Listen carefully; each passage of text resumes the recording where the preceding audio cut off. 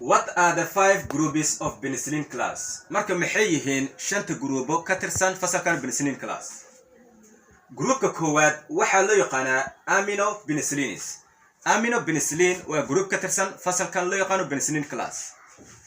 Spectrum of activity. habka groupkan daawooyinka qaar ka mid ah oo la siin doono sida hadhowda la tacaali lahaa bakteeriyada qaar. Most gram positive bacteria badana bakteeriyada soo gali doonaan gram positive bacteria and some gram negative bacteria iyo qaar ka mid ah bakteeriyada soo gali doonaan gram negative. Such as waxa ka mid ah marka bakteeriyadaasi E. coli.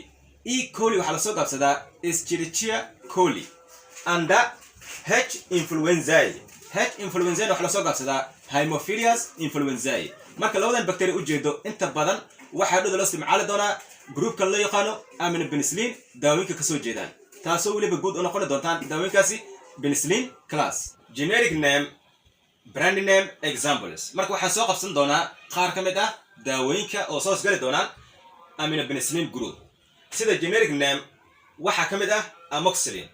Amoxicillin maadaama ay tahay generic name, brand name ka waxa noqon kartaa amoxil ama sidoo kale waxa noqon kartaa Maxotac.